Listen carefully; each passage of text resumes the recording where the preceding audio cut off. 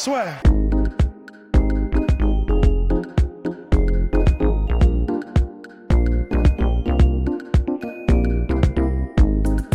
Bien, bonjour à toutes et à tous, bienvenue dans le podcast La Suite. Nous allons parler de l'UFC 247, John Jones, Dominick Reyes, et nous allons uniquement parler de John Jones, Dominick Reyes, le combat finalement là qui suscite énormément de réactions ici et là. Mais avant de parler de ce combat, et oui, avec Rust, on voulait aussi attirer votre regard sur l'autre choc qui a un peu surpris au niveau des décisions, c'est Ilir Latifi contre Derrick Lewis, et qui n'a pas du tout le même écho auprès du public parce que vraisemblablement les gens en ont tout simplement rien à battre, alors que là aussi c'est plutôt litigieux. Bah ouais, honnêtement, c'est incompréhensible parce que, alors le combat de John Reyes, on en parlera après, mais s'il y a bien un combat qui était un vol, c'est bien celui-là. Et là, c'est vrai que c'est un peu comme, tu sais, quand on parle de conservation des animaux et d'espèces en voie de disparition. En gros, les lions et les guépards, ça fait chialer dans les chaumières et les truites, Exactement. tout le monde s'en bat les couilles, tu vois? Enfin, disons les poissons. Et ben, là, c'est un peu pareil. J'ai l'impression que T'es en tout train de le me monde dire s'en que fout. Latifi n'est pas mignon? Ça, c'est encore autre chose. Mais là, il a contrôlé 10 minutes sur un combat qui en a duré 15. Oui, alors oui, il a balancé des bombes d'Eric Lewis, mais ça n'a pas vraiment. Il n'y a pas eu de knockdown, il n'a pas été phasé, comment il s'appelle, Elir Latifi. Donc, pour moi, s'il y avait un vol complet et total, c'était sur ce combat-là et personne n'en parle.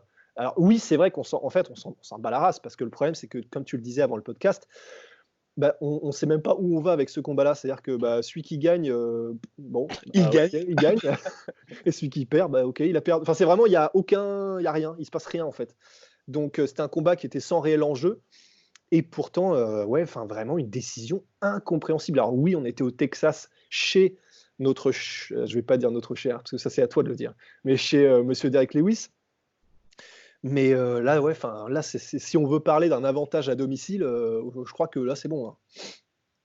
Bien, merci beaucoup Ross pour cette explication majestueuse comme à chaque fois.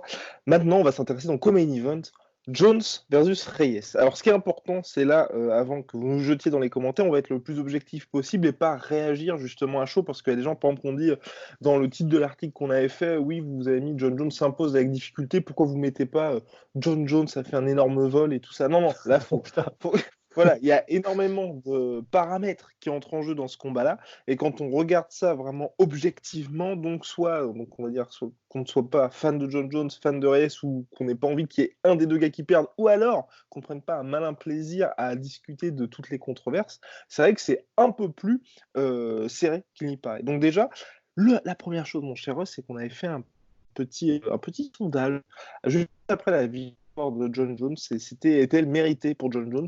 603 personnes ont voté, non à 55%, oui à 45%.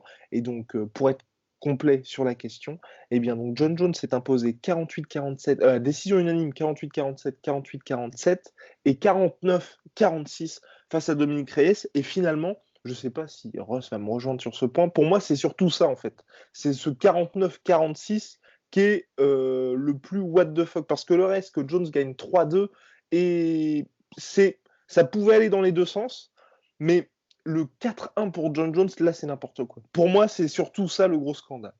Ouais, honnêtement, c'est scandaleux parce que quelle que soit la manière dont tu tournes le Rubik's Cube, ça Ouais, voudrait dire que John Jones a gagné 4 rounds sur les 5. impossible. C'est aberrant, c'est impossible. Au regard du combat, c'est impossible. Donc voilà, enfin, ce juge-là, je comprends pas. Je comprends pas comment est-ce qu'il note. Ça, c'est un problème de toute façon qui est récurrent dans le MMA. Mais là, bon, comme on le répète, hein, encore une fois, c'est quand même la vie de combattant. C'est-à-dire que ça change la vie de Dominick Reyes s'il gagne là ou si. Et là, oui, enfin, 49-46, c'est aberrant. C'est complètement aberrant.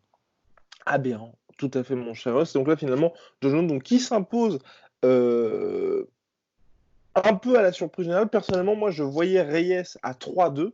Je ne sais pas ce que vous en Ouais, pensez, moi mon cher aussi. monsieur. Aussi. Avec les 3 premiers rounds pour Reyes et les 2 derniers rounds pour Jones. Ce qui Ouais. est hyper compliqué. Et là aussi, par rapport à ce qu'on a, c'est que clairement, le premier round est pour Reyes. Clairement. Le deuxième round aussi. Le troisième round, je le vois pour Reyes, mais je peux complètement entendre quelqu'un qui dit le troisième est pour Jones. Et les 2 derniers, là, pareil, ils sont clairement pour John Jones et c'est là toute la difficulté, c'est un combat pour le titre où c'est le champion qui finit très fort. Souvenez-vous du combat Alexander Gustafsson contre John Jones, où là aussi les 2 derniers, c'est John Jones qui finit fort et forcément, par rapport au début de combat, ça joue énormément dans la balance parce que c'est un peu la dernière impression, c'est un peu l'inverse dans la vraie vie, c'est la dernière impression qui est la bonne en MMA.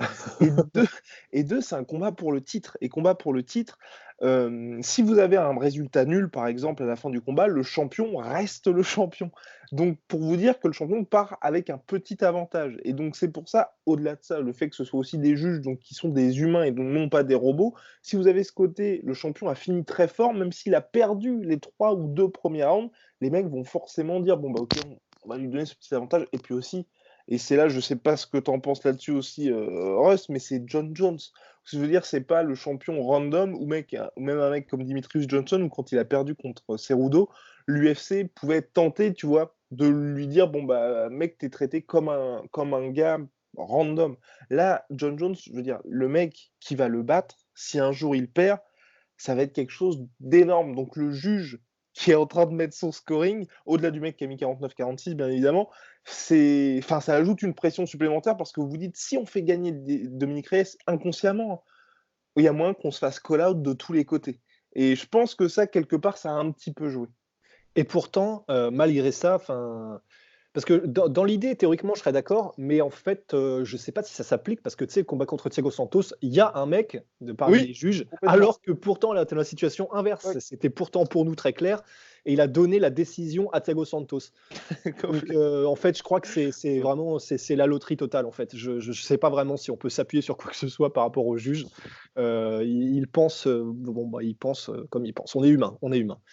Mais en fait, c'est vrai. Alors, je suis assez d'accord pour ce qui est en fait du champion qui reste champion. C'est-à-dire que c'est un peu comme voilà, on répète, mais parce que c'est ce qui a fait un peu c'était l'événement phare qui a fait dire à tout le monde, ok, c'est comme ça que ça se passe. C'était le premier combat Lyoto Machida contre Shogun Rua.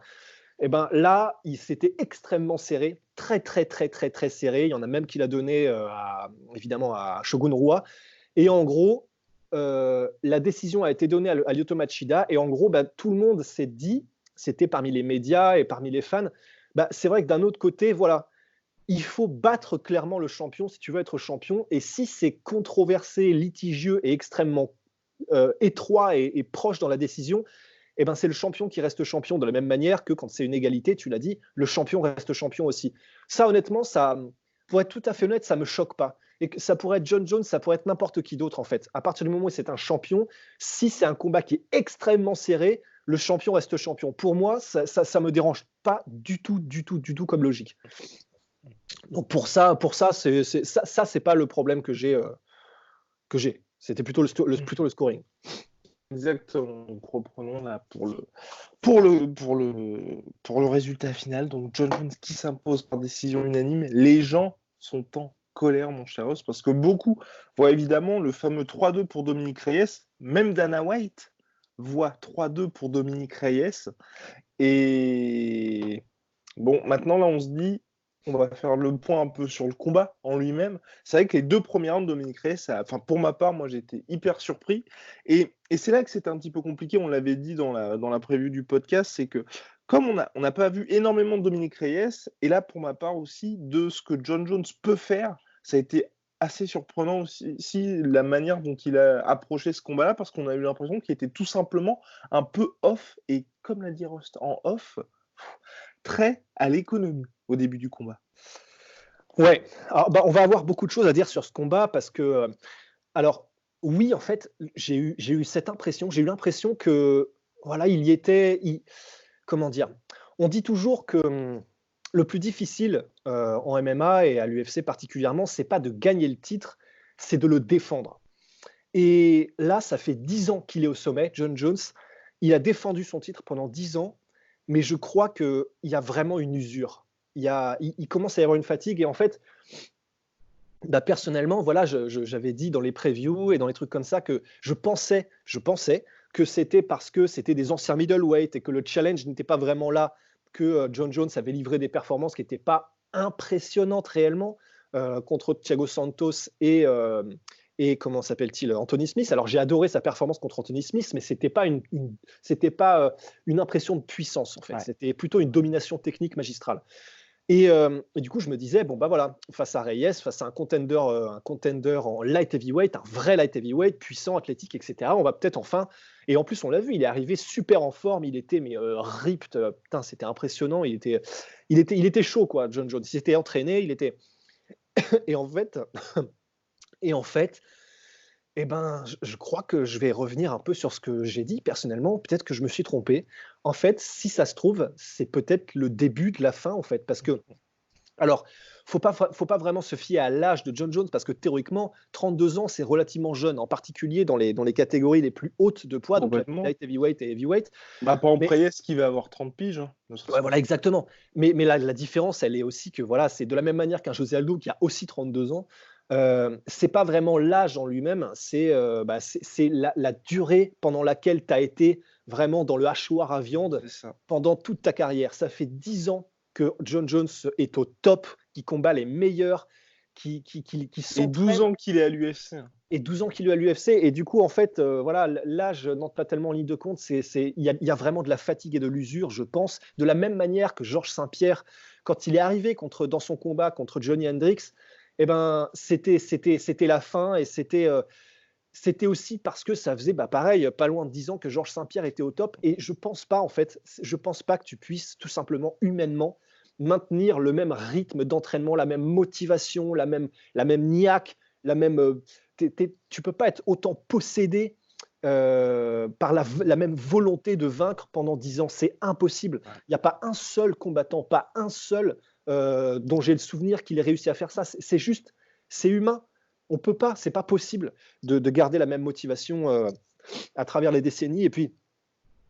Et voilà. Et du coup, alors bon, si on revient techniquement au combat, eh ben, c'est vrai qu'il était à l'économie et c'était un peu étrange parce que j'ai eu cette impression, et visiblement toi aussi, qu'en gros, il combattait à moitié comme Wilder, dans le sens où en gros, il combattait comme si, à un moment donné, Ouais. il avait ce qu'il faut dans les poings ou dans les jambes pour mettre un énorme KO ou sortir une soumission de l'espace. Ouais. Et il combattait comme s'il avait cette espèce de tranquillité d'esprit parce qu'il savait qu'à un moment donné, en gros, il allait éclater Reyes.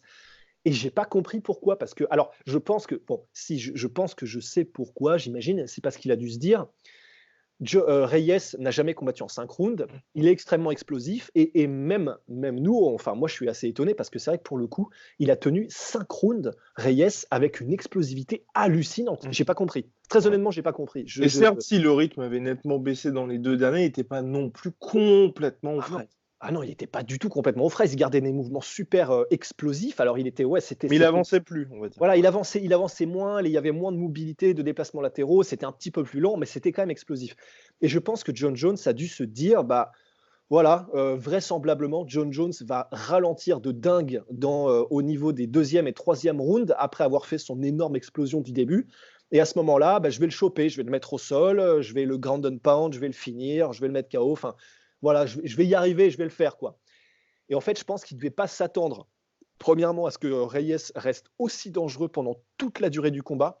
Et je pense que ça a dû le surprendre. Mais le problème, c'est que si ça l'a surpris, il n'a pas montré non plus d'urgence, en fait. Ouais, Et alors, le truc, voilà, c'est que Reyes, énorme respect, parce que purée, il a fait un combat incroyable, mais incroyable.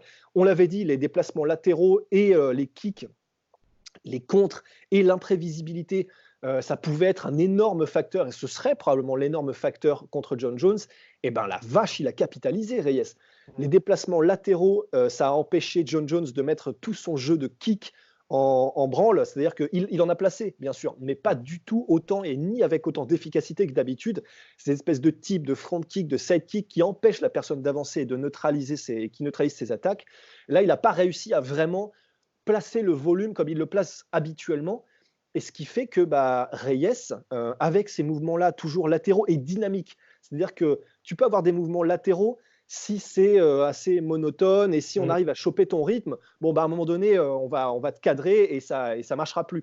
Reyes est resté relativement imprévisible et dynamique dans ses changements de direction, ce qui fait que c'était compliqué. Et on l'a vu vraiment dans le langage corporel. Il y a des moments où, il était à la ramasse un peu, John Jones. Et donc Reyes a vraiment parfaitement géré ce truc-là. En plus de ça, il y avait une impression de puissance chez Reyes Ouais. qui a aussi impressionné. Enfin, Pour moi, c'est lui qui l'a touché le plus oui. proprement. Hein. Ah oui, clairement. Enfin, il a placé des high kicks, il l'a eu en Les combinaison uppercuts anglaise. aussi. Et oui, et alors c'est ça aussi. Les uppercuts gauche, ils sont beaucoup passés. Ils sont beaucoup passés. Et alors voilà, là, ça y est, on commence à mettre le mortier dans tout ce qu'on raconte, parce que une des raisons aussi pour laquelle Reyes a beaucoup touché et avec efficacité, c'était, voilà, je pensais, personnellement, c'était mon avis dans les previews, que John Jones avait un fight IQ, une intelligence de combat qui était bien supérieure à celle de Reyes, qu'il allait poser des pièges et établir tout son jeu pour que ça paye des dividendes après. Mais en vrai, c'était pas super malin, en fait, la manière dont il a combattu John Jones, parce que que ce soit comment dire voilà, que ce soit par le fait déjà qu'il était en orthodoxe, j'ai pas tellement pigé parce qu'il peut avoir les deux gardes.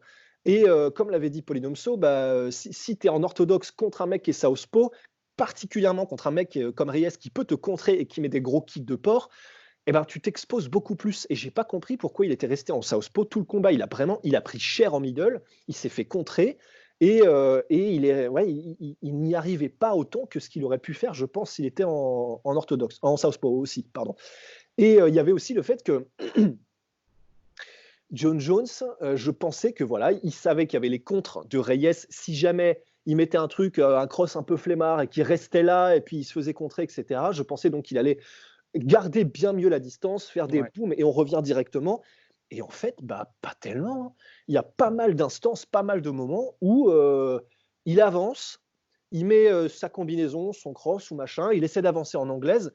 Et après, il n'y a rien, il n'y a pas de mouvement de tête réellement, ils ne sont pas rapides, il n'essaie pas de sortir du mouchoir de poche avec efficacité et avec des mouvements de tête qui lui permettront de se mettre un peu en sécurité. Ouais. Et il s'est fait taguer plein de fois par des combinaisons en contre, et notamment avec le percute du gauche. Il s'est fait taguer plein de fois parce que voilà, tu as l'impression qu'il est en mode flemmard et voilà, il met son coup et puis il reste là et puis après il repart. Et j'ai pas compris. J'ai pas compris pourquoi est-ce qu'il faisait ça. Et surtout que ça fait partie des choses qu'il faisait avant. En fait, moi, c'est ça qui m'a un peu choqué parce que certes, il a quand même bien utilisé ses bras. J'ai trouvé, notamment aux 2 premiers rounds où c'était le plus chaud. Mais c'est vrai que ces déplacements où il y a des moments, tu le voyais vraiment en train de courir dos à Dominique Reyes et il y a un coup, il s'est pris un head kick. J'ai fait: «Oh là là là là là!» J'ai eu vraiment peur, tu vois, que ça fasse une toute proportion gardée, bien évidemment, Romero Tim Kennedy, tu vois? Où tu commences à courir et puis bim, il se fait et plusieurs fois, j'étais: «Mais» enfin là, c'est tendu parce que tu voyais que Reyes était toujours au top et que John Jones, il courait comme si, tu vois, comme quand il affrontait Anthony Smith ou Thiago Santos qui sont sur une jambe et qui se dit: «Bon, je peux me permettre de faire ça parce que le mec a plus de jus» et enfin, ouais, c'est ça qui était vraiment très bizarre. Tu te dis, tu pas du tout la même après bon, il était dans la cage, hein, nous on était devant notre écran, mais tu te dis, tu pas du tout le même ressenti au niveau de, ce que lui pensait de Dominique Reyes à ce moment-là du combat. Ouais, et en plus de ça, pour continuer et abonder un peu dans le sens de il est passé où le fight IQ? C'est que en plus de ça, alors non seulement il tournait le dos et en gros, il faisait alors ça, il le fait d'habitude, mais là, il l'a fait, mais encore plus de faire. Il met son bras et vraiment, il se déplace comme ça, il va à moitié se réfugier un petit peu comme ça et le souci, c'est que là, donc on répète, il combattait en orthodoxe. Et donc, quand il faisait son truc du bras et qu'il se réfugiait comme ça, c'était donc du côté du kick de Dominique Reyes. Et j'ai pas pigé parce que plusieurs fois, du coup, il a fait ce truc-là. Et le truc, c'est que Dominique Reyes, il l'a fait dès le début. C'est-à-dire qu'il ne faisait pas juste une combinaison en statique. Il avançait avec ses combinaisons. Et c'est d'ailleurs comme ça aussi qu'il a réussi à choper John Jones, malgré la bonne défense de John Jones, sa gestion des distances et tout. C'est qu'il faisait des combinaisons qui étaient. Il variait les niveaux, les angles et les techniques. Et il faisait ça en avançant aussi. Et plusieurs fois, comme tu viens de le dire, en fait, il y a des moments où John Jones, il fait son truc, il essaie de placer son bras, il se réfugie comme ça, il recule. Sauf que comme Reyes avance aussi et kick du côté où John Jones se réfugie, il s'est fait choper plein de fois. Et j'ai pas compris pourquoi est-ce qu'il n'y avait pas d'adaptation de la part de John Jones sur ce côté-là. Ça aurait pu être une adaptation un peu en mode Darren Till où quand Reyes commence une combinaison, au lieu de reculer, il avance et en clinch ou alors il avance avec ses coudes ou trucs comme ça. Mais il l'a pas fait et je n'ai pas compris pourquoi. Donc en fait, c'est ça qui me tracasse, c'est que c'est comme si John Jones, il était en mode Bon, la flemme, tu sais. Ouais, mais là, je- en fait, et c'est là, mon cher, qu'on peut peut-être parler de déclin. J'aurais été complètement d'accord avec vous, mon cher, sur le côté la flemme, mais là, en fait, c'était pas Anthony Smith, tu vois. La flemme, je peux l'entendre contre Anthony Smith, c'est un combat où John Jones n'est jamais mis en danger, tu vois. Là, Ouais, il y a plusieurs fois où il s'est fait vraiment toucher proprement, et donc ouais, tu te dis quand même, avoir la flemme contre un mec ouais. qui peut te Mm. coucher, c'est non, non, non, mais après, Non, par j'ai contre, mal utilisé le mot. ah, C'était pas oh, flemme, ah j'aurais oui. dit. Mais par contre, moi, je te rejoins dans le côté de se dire la flemme d'y aller à fond pendant tout le combat et de juste se dire bon bah il y a que les 2 derniers où il va falloir que j'y aille un petit peu et que là je mette vraiment la pression parce que Ouais. c'est ce qui va me faire gagner le combat. Mais par contre oui, moi le côté non là c'est plus je pense qu'il s'est juste dit bah je vais y aller au métier contre un mec qui a jamais fait de 5 rounds et puis de toute façon ça va le faire et voilà. Bah ouais. Non, parce que même, t'avais même pas de sentiment, en fait, c'est ça. Moi, le truc qui m'a le plus choqué, c'est que tu vois, à la fin du combat, et après, ce qui m'a le plus choqué, mais ça veut peut-être dire aussi que, tu vois, par rapport à Jackson Wing, par rapport à, enfin, t'avais pas ce sentiment de délivrance qu'il y avait eu, bah, contre Thiago Santos. Enfin, après, Thiago Santos, il avait dit que c'était décision partagée, mais je veux dire, tu vois, dès que c'était la fin du combat, il a levé les bras, il s'est mis sur la cage. Quand les mecs ont annoncé la décision, il y a aucun moment où il s'est dit, oh, ça va peut-être être chaud pour moi, tu vois. Il Mm. savait qu'il allait gagner, puis voilà. Enfin, donc, Ouais. pour dire que finalement, lui, je pense qu'il a fait le combat qu'il voulait faire. Il a juste été, à mon avis, surpris du niveau de Reyes, mais sinon, il a fait exactement ce qu'il voulait faire. Après, c'est inquiétant pour la suite. Ouais, parce qu'en plus, même dans les interviews d'après combat qu'il a donné à ESPN et tout, bah en fait, ouais, c'était vraiment, il était serein. Il était Ouais, en mode, ouais, ouais, bon, bah c'était un dur combat. Bravo à Dominique Reyes, mais bon, bah allez, on va voir, on va passer à autre chose. Il a quand même évoqué un rematch. Il a quand c'est même ça, dit qu'il était chaud pour un rematch si jamais il en fallait. Il était bon dans les rematchs et tout ça. c'est ça. Mais c'est vrai que ça peut être calculé et réfléchi, ça peut être de l'ordre du mind games, mais ouais, il avait pas l'air. C'est comme s'il s'y attendait, comme si tout était normal et comme si la décision unanime, c'est exactement voilà, c'est ce qu'il attendait, etc. C'est vrai que c'est pas nécessairement bon signe. Ouais. Si c'est vraiment ce qu'il pense au fond de lui, parce que ça veut dire qu'il y a une déconnexion. Et s'il y a une déconnexion sur un combat qui est aussi chaud, aussi tendu, et où même là, normalement, au fond de lui, il se dit ouais, je l'ai peut-être perdu. Normalement, c'est pas bon signe pour la suite. C'est pas bon signe pour la suite parce que ça veut dire qu'il n'y a pas il n'y a pas un regard objectif et critique de ce qui vient de se passer. Et après, bon, et cela dit, c'était juste après le combat. Il était à chaud. Bon, voilà, Ouais. nous, voilà, nous, on est le lendemain matin. Voilà. Mais ouais, un peu étrange sa perception de ce qui s'est passé. Et ouais, enfin, Après, le monsieur a toujours un sacré menton, hein. ouais, non, ah ben oui, non, par contre, John Jones, il est Ah impressionnant. là là. Après, il est impressionnant, mais c'est aussi parce il prend rarement de Complètement. trucs flush. Ouais, Il tout prend à fait. rarement des énormes trucs, tu sais, genre à la Crocop Mark Hunt high kick, tu vois. Enfin, il les prend, ça le touche, mais voilà, c'est jamais clean. C'est jamais, il prend Non, jamais et puis clean. surtout que mine de rien, on peut dire ce qu'on veut de Jackson Wink sur le fait que justement, tu sais, peut-être, on va dire qu'ils manquent de panache, tu vois, dans leur prépa, dans leur plan de jeu et qui un peu bride certains combattants. Mais mine de rien, pour un mec comme Joe Jones qui a toujours été très créatif, et même Holly Holm qui a été biberonné par Jackson Wink, l'avantage de ce gym-là, c'est dès clairement que les mecs prennent un coup ou sont un petit peu en danger, il y a aucune prise de risque, tu vois.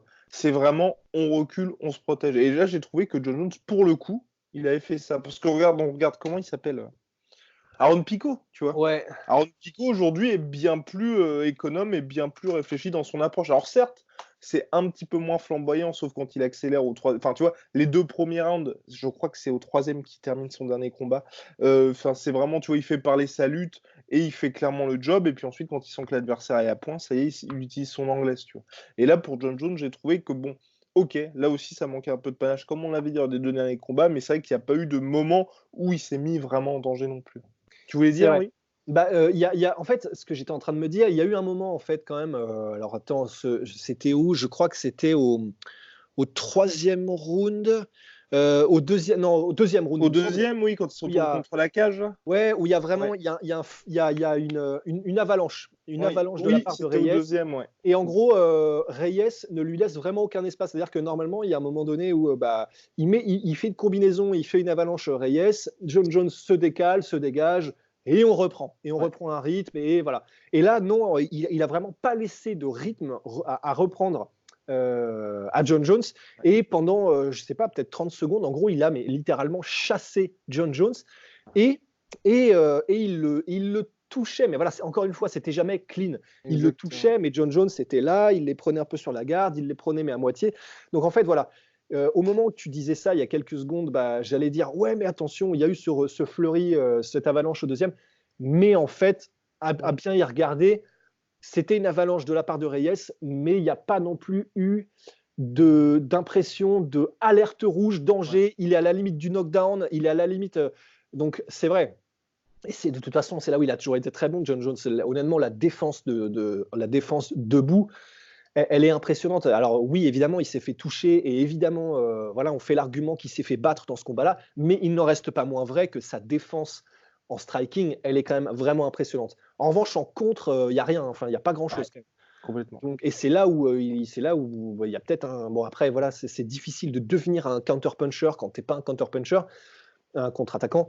Mais là, il y a vraiment des moments où quand Reyes avançait, au lieu de faire son truc comme ça et où il se réfugie, avoir un bon jeu de contre, ça aurait vraiment pu être pratique. Mais bon, encore une fois, c'est pas quelque chose que tu te crées comme ça, tu vois. Enfin, et, euh, et voilà. Et donc, bah, tout ça pour dire la montée en heavyweight, si c'est déjà compliqué face à un mec qui est un peu mobile et ultra puissant, très mobile et bien intelligemment mobile et puissant comme Reyes, si on a maintenant un John Jones comme ça, fatigué, un peu à l'usure, fatigué au niveau de sa carrière et de son kilométrage, à l'usure, et qui a plus la niaque et l'envie d'y aller, de finir et de vraiment mettre un gros coup de tampon sur la tronche, s'il se retrouve contre un On en Enver, parlera demain. On en parlera demain, mon ouais, cher. on en parlera demain.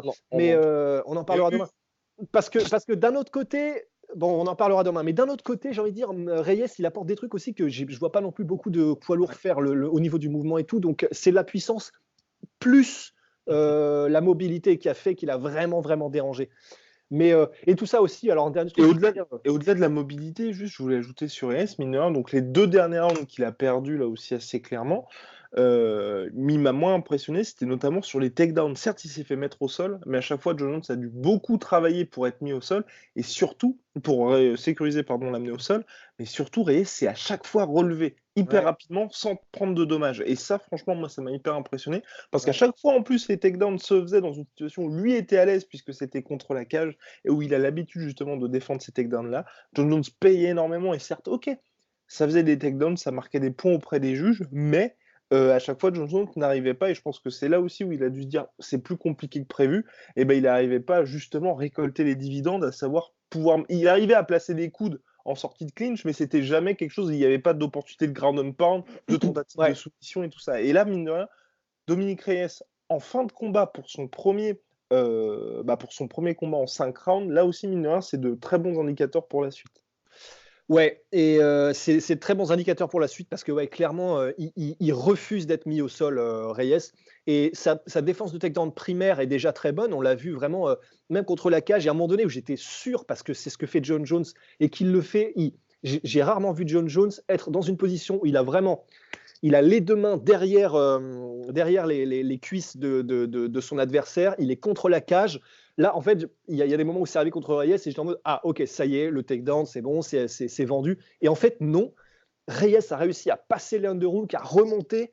Et là, j'étais impressionné, impressionné. Et sa défense de takedown secondaire est encore meilleure parce que du coup, une fois qu'il est mis au sol, parce que aussi là, il est très athlétique et ça joue en plus d'être technique. Il refuse de rester maintenu au sol et donc il est remonté à chaque fois. Et, euh, et c'est vrai que là, ça, c'est vraiment pas terrible au niveau du futur, disons, pour John Jones. C'est que j'étais convaincu que si jamais il y avait besoin de se reposer sur les takedowns, John Jones allait pouvoir le faire et avec relativement de facilité parce qu'il a un meilleur pédigré de lutteur que Reyes. Eh ben putain, qu'est-ce que j'avais tort, parce que visiblement, pas du tout. Et c'est pas une question de John Jones était fatigué, parce que oui, ils l'étaient tous les deux, mais John Jones était encore relativement frais. Il se conservait pour ça, et malgré ça, il n'a pas réussi à maintenir, et c'était compliqué de le mettre au sol, Dominique Reyes. Et c'est vrai que là, il y a du souci à se faire, parce que même si Jones ne peut plus se reposer sur des armes qu'il a de prédilection, c'est compliqué. Et d'autant plus que, alors ça me permet de dire aussi un truc auquel je pensais, c'est, euh, on a dit dans la preview que John Jones, il l'a fait tout au long de sa carrière, il avait à cœur de montrer que c'était le meilleur, même dans les domaines de prédilection des challengers, quand il se présente à lui. Et on l'a dit encore une fois, Chelsonen en lutte, Cormier en lutte, Rashad Evans debout, Shogun Rua debout. Il veut montrer qu'il ne laisse aucune chance à l'adversaire et que même dans leur domaine, il les bat. Et bien là, pour la première fois dans un combat que j'ai vu de John Jones, il y a eu des moments où clairement il était à la ramasse debout et Ouais. il a fait des. Alors c'était pas la panique à proprement parler, c'était pas le désespoir à proprement parler, mais c'était des takedowns en mode ok, là je suis vraiment en train de prendre la marée debout, il faut que je temporise et là il faut vraiment vraiment que je l'amène au sol. C'était pas désespéré, mais il y avait quand même une certaine urgence. Et donc là, pour moi, c'est assez symbolique quand même pour la première fois qu'on en soit dans cette situation comme ça où John Jones se dit ok, là, il faut vraiment que je me repose sur un autre domaine du MMA parce que là, je commence à être dépassé. Et ça, c'est vraiment, vraiment, vraiment pas bon signe. Mais Alors, d'un autre côté, on n'avait pas vu, et c'est pour ça que mine de rien, Dominique Reyes, sur le peu d'échantillons finalement qu'il y avait à notre disposition, on ne savait pas, j'ai envie de reprendre ce que dit Chael Sonnen, tu sais, pour un superbe titre de vidéo, Just How Good is Dominique Reyes. Non mais c'est vrai, parce que là, tu vois, il nous a surpris, mais si ça se trouve, ses prochains combats, je dis n'importe quoi, dans un monde complètement différent peut-être, il va avoir la revanche contre Ozdemir, il le met KO, ensuite il bat Gustafsson, ensuite il bat Corey Anderson, et ensuite il bat Blachowicz, et on se dit, ah oui, en fait, Dominique Reyes, c'est quasiment le némésis de John Jones. En fait, c'est vraiment le gars qui est le deuxième gros taulier de cette catégorie light heavyweight, un peu comme Cormier. Mais sauf que le problème, c'est que jusqu'à maintenant, à part Volkan Ozdemir, où Rust l'avait très bien dit, était dans une situation particulière, et c'est vrai que Ozdemir est aussi un top contender, il avait roulé sur tous ses adversaires. Et tous ses adversaires n'étaient en rien du calibre de John Jones. Donc on savait pas vraiment où était le curseur, où était le niveau de Dominique Reyes. Et là, il est arrivé tellement haut que tu vois, si ça se trouve, son prochain combat, c'est pas une revanche contre John Jones, mais il éclate Thiago Santos, enfin un top contender. Et là, on va se dire, ah oui, donc le vrai niveau de Dominique Reyes face à un membre du top 3, bah, c'est clairement qu'il appartient, enfin, il est calibre champion, comme Cormier avant lui, comme John. Enfin, en gros, il est à ce niveau-là. Et le problème, c'est qu'aujourd'hui, je pense que personne, par rapport à ce qu'avait montré Dominique Reyes, ou par rapport aux adversaires qu'il avait affrontés, ne pouvait se dire, bah, effectivement, ce mec est à ce niveau-là. Et c'est pour ça que c'est pour ça que c'est aussi un petit peu compliqué d'analyser ça, c'est parce qu'il y a peut-être soit une contre-performance de John Jones, soit Dominique Reyes est vraiment brillant, et on va le voir sur la suite, ou il était contre des adversaires finalement qui ne lui permettaient pas, lui, de se dépasser tout simplement, et c'est ce qu'il avait dit. Après, bon, tous les mecs disent ça, bien évidemment, en arrivant au combat. J'avais pas eu besoin d'entrer en vitesse là, tout ça, mais bon. ouais, en fait, c'est possible et seul l'avenir nous le dira, mais quand même, parce que je me dis, mais quand même, tu vois, voilà, c'est mon argument. Mais non, mais parce que au niveau de tout ce qui est les transitions et les mises au sol, il a mis Cormier au sol, il a dominé en lutte Daniel Cormier.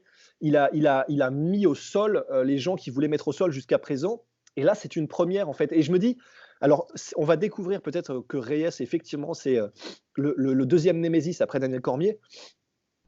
Mais le fait qu'il n'arrive pas à le mettre au sol alors qu'il est arrivé à le faire avec tout le monde jusqu'à présent, y compris un Olympien comme Daniel Cormier, un mec qui a fait partie de l'équipe olympique, là, je me dis, c'est tendu. Alors que ce soit du fait de John Jones parce que fatigue, parce que je sais pas, mais c'est quand même si c'est Reyes qui est effectivement un mec sorti de la cuisse de Jupiter, bah, ça me paraît quand même étrange que John Jones n'arrive pas à ça. Il y a aussi un autre truc que je voulais dire, et qui m'a vraiment choqué. Et encore une fois, je me dis, putain, ça fait chier parce que là, c'est vraiment peut-être un signe du déclin de John Jones. Encore une fois, c'est jusqu'à maintenant, ce qui faisait aussi la force de John Jones, c'était les transitions et pas seulement passer de striking à takedown, mais aussi les transitions dans le sens en clinch et dans les passages striking, clinch, sol, etc. Il avait toujours un temps d'avance.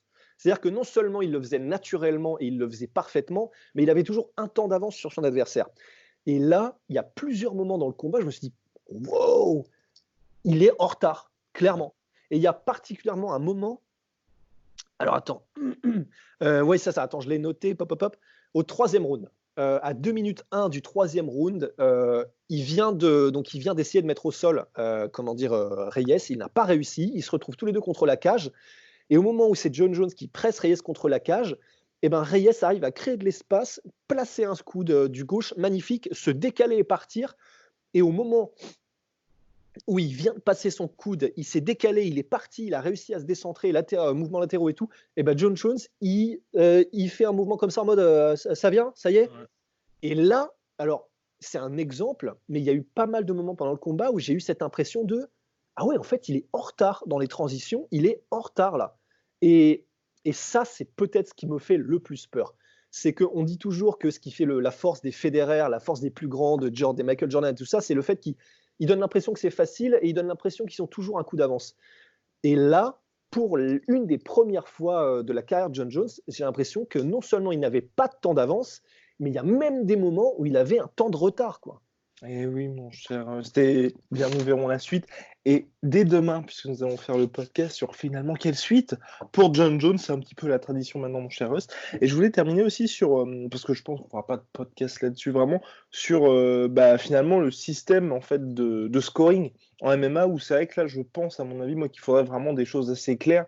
Parce qu'il y a de temps en temps les cas Romero où c'est clair que sur l'ensemble de combat, on voit que Romero gagne, mais au round par round, c'est son adversaire qui l'emporte comme Whittaker. Et donc là, effectivement, c'est Whittaker et nous, on n'est pas d'accord avec le fait que, par exemple, Whittaker garde sa ceinture face à Romero. Et il y a des moments où John Jones, par exemple, là, le cas présent, où si vous prenez l'ensemble du combat, ok, on peut dire que c'est John Jones qui gagne, mais c'est vrai que si vous prenez au round par round tel que c'est censé être, eh bien, c'est effectivement Dominique Reyes qui s'impose.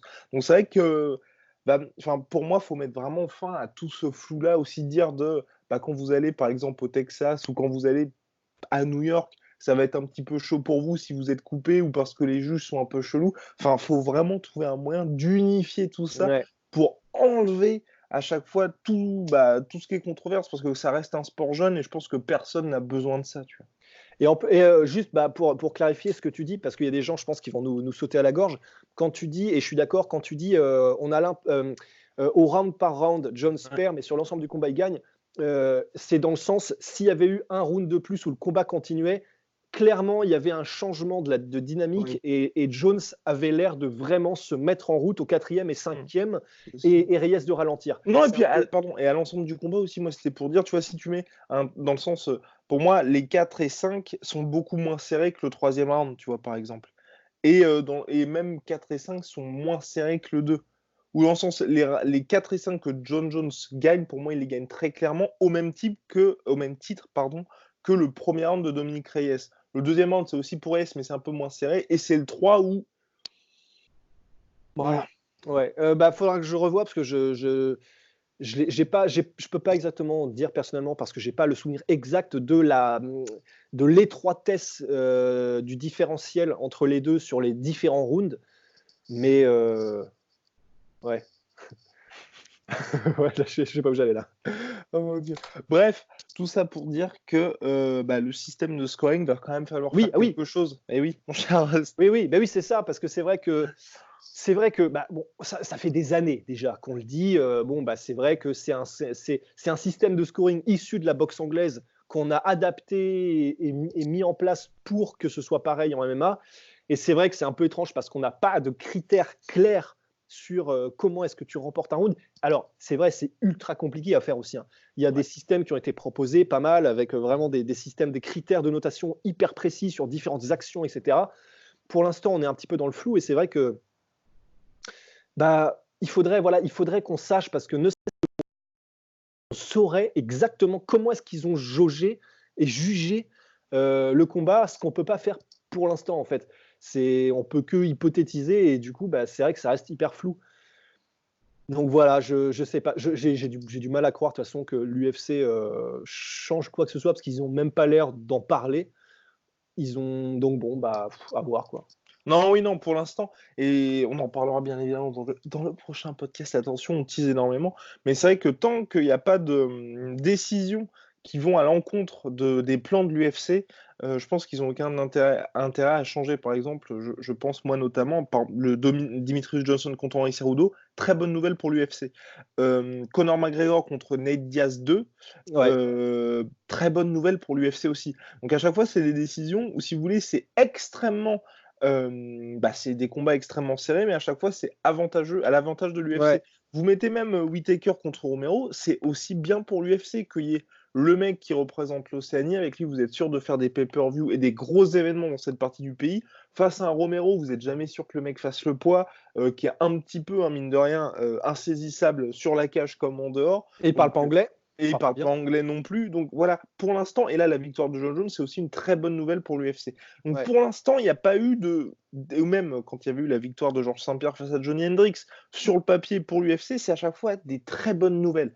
Et les combats, quand il y a comme hier Latifi, Derek Lewis, bon, bah, c'est des combats, on va dire, même vous, voilà, il n'y a personne pour le coup, qui a envoyé un message sur la soirée pour dire que c'est un scandale, ce combat c'était que pour John Jones, donc ça veut bien dire aussi que l'UFC se disent bien, bon, bah, quand il y a des gros combats, pour l'instant, à chaque fois, c'est à notre avantage, et si c'est l'inverse, pour le coup, et bon, pour ouais. l'instant, ça a jamais été en leur défaveur. Parce que imaginez un monde où il y a Romero qui est champion, Dimitrius Johnson, parce que c'est tous ces combats-là, c'est la même année, et Dimitrius Johnson qui reste pour le coup champion, et Canter, Henry Cejudo, parce que Cejudo aura eu 2 défaites face à Dimitrius Johnson, là, l'UFC aurait été quand même dans la mouise, et idem pour une défaite de McGregor lors de la revanche. Enfin, Mhm. et à Ouais, chaque fois, c'est des choses, là, ça aurait changé clairement la face du MMA, parce que il n'y aurait pas eu ce c'est combat vrai. contre Eddie Alvarez, il n'y aurait sûrement pas eu le combat contre Floyd Mayweather, il n'y aurait pas eu le combat de McGregor contre Habib. Enfin, ça aurait tout changé. Ouais, Et pour l'UFC, finalement, à chaque fois, ça s'est passé comme prévu. Et si on avait fait des previews à l'époque, parce que si on avait fait les previews pour les 2 derniers combats qui avaient eu lieu en 2018, et à chaque fois, on disait effectivement pour l'UFC, c'était mieux qu'il se passe ça ou ça. Et ça s'est toujours passé comme ce que l'UFC aurait aimé que ça se passe. Donc ouais, mine de rien, voilà, pour l'instant, c'est vrai que Dana White, voilà, il l'a dit en conférence de presse, il voyait que c'était une victoire de Dominic Reyes, mais d'un point de vue businessman, et ça se comprend complètement, c'est beaucoup mieux pour lui ouais, que John Jones ait la victoire. Et pour Dominic Reyes, voilà, là, il a perdu, mais dans la tête des gens, il a gagné. S'il ajoute 2 autres victoires impressionnantes contre des contenders, vous ouais. faites une revanche, et là, pour l'UFC, c'est parfait. Parce que financièrement, c'est jackpot. Vous avez un mec dont personne n'avait rien à faire. Un peu comme quand il y a eu le premier combat contre Gustafsson. Et là, vous vous dites, ça y est, le mec est un vrai contender. Les gens le connaissent. Et vous pouvez faire toute une com de ouf là-dessus. Ouais, Et vous assurez une sacrée soirée en pay-per-view. ouais, ouais, ouais, absolument. Tout pareil. Bien, mon cher Rust, remerciements à notre sponsor Historic Jetronomy qui fait des superbes savons validés par Rust, qui revient à se demander ce qu'il consomme quand il est dans les transports en commun. On vous laissera découvrir tout ça si vous vous laissez tenter par les super produits de Jetronomy, donc circuit court, Made in Marseille. En ce moment, moins 10% avec le code LASFEUR tout attaché. Moins 20 € si vous achetez la routine complète, donc c'est tout leur soin pour le visage, là aussi, naturel, circuit court, et c'est pour le coup, ça fonctionne véritablement. Et un savon offert à partir de 45 € d'achat. Et enfin, nous terminons avec notre autre sponsor, proud sponsor of Last Word, MyProtein. Et déjà, merci beaucoup parce que vous nous avez fait confiance et on prépare de très belles choses avec MyProtein. Et le code, je crois qu'il est repassé à 38%. Petite zone de flou, peut-être qu'il est à 42%. Enfin, mais 38, en tout cas, c'est 38% minimum toute l'année. Là, c'est peut-être 42%, moins 42% en ce moment. Et c'est sur absolument tout. Et pour la nuit blanche, la sueur, le lien est aussi en description. 22 février, Fury Wilder numéro 2. D'ailleurs, Fury Wilder, le premier combat, est disponible gratuitement sur YouTube, sur la chaîne de Premier Boxing Champions. Donc voilà, n'hésitez pas à le regarder parce que c'était un magnifique combat. Et puis, bien évidemment, Dan Hooker contre Paul Felder, UFC Auckland, où là aussi, je crois qu'avec mon cher Ross, on est en train de préparer quelque chose de ce côté-là. Au-delà de la nuit blanche, bien évidemment. Oui, oui, oui, Oui, oui, oui, oui, oui. oui. Quelque chose est dans le four. Bien. Allez, à la prochaine. Allez, salut! Swear.